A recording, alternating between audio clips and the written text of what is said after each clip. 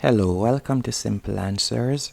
In this video, I'll be showing you how to fix this app isn't available in your country on iPhone.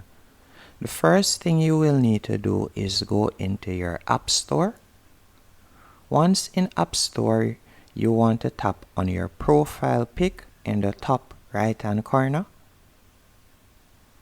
And from here, you're going to tap on your name. Once you have selected your name, you'll be prompted some of the time to enter your password.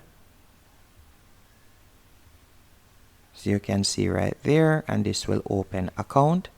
Once you have opened account, you will tap on country/region. And once in here, you want to change your current country. So you're going to tap on change country or region.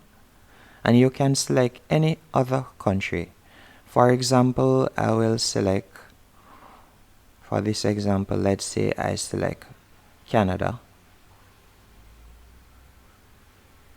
As you can see right here, after tapping on Canada, all you'll have to do is tap on agree in the top right hand corner, and that's it. And from there, you will try again to download the app, and this time it will go through.